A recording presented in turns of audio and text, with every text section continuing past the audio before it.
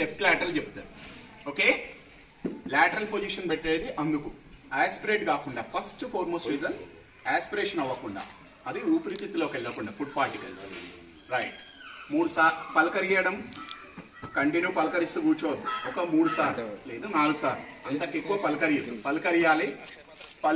మామూలుగా మనము స్టేట్ ఉంచినాం అనుకోండి, ఈ పేషెంట్ వామిటింగ్ అయిందనుకోండి, ఒకటి ఫస్ట్ పైన పడుతుంది, రెండవది నోట్లో వామిటెస్ అలాగే ఉండి ఊపిరితిత్తులోకి వెళ్ళి యాస్పిరేట్ అయి చనిపోయే అవకాశం ఉంటుంది. అన్కాన్షియస్ అయినప్పుడు మన బాడీ మజిల్స్ అన్ని వీక్లో ఉంటాయి. మనం కొంచెం ఫుల్ 100% కాన్షియస్లో ఉన్నప్పుడు ఉన్నంత యాక్టివ్గా ఉండము.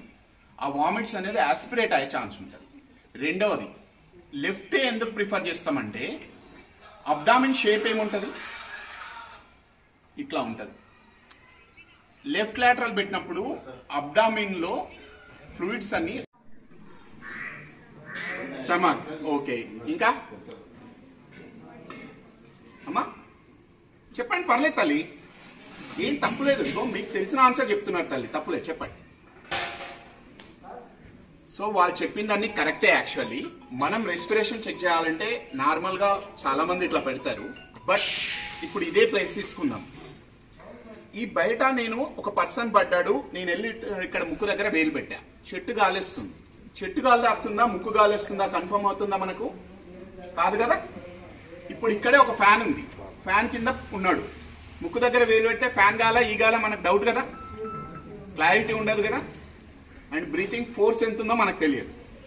ఐడియల్ ఏంటంటే చెస్ట్ మూమెంట్స్, అబ్డామినో చెస్ట్ మూమెంట్స్, ఈ థొరాసిక్ మూమెంట్స్ ఉంటాయి కదా, ఈ మూమెంట్స్ కూడా మనకు చూడనీకి రాలేదంటే చెస్ట్ పైన బరువు వేయకుండా చేతిలా పెట్టాలి.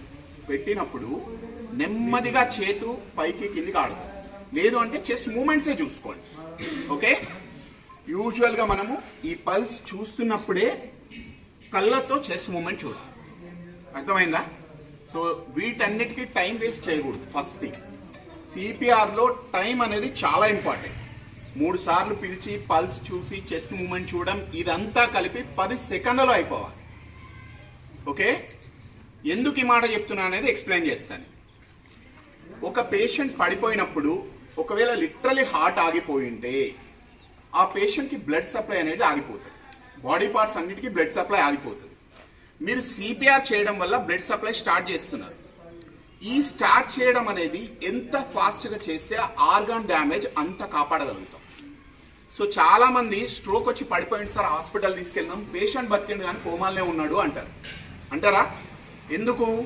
వాళ్ళు అక్కడ సిపిఆర్ స్టార్ట్ చేయలే, హాస్పిటల్కి వెళ్ళేంత వరకు ఆయనకు ఆక్సిజన్ సప్లై లేదు, అందుకే బ్రెయిన్ డ్యామేజ్ అయిపోతుంది. ఈ బ్రెయిన్ డ్యామేజ్ని కాపాడాలి అంటే, వేరే ఆర్గాన్స్ డ్యామేజ్ని కాపాడాలంటే మీరు ఐడియల్ సిపిఆర్ ఎంత ఫాస్ట్ వీలైతే అంత ఫాస్ట్గా చేయాలి.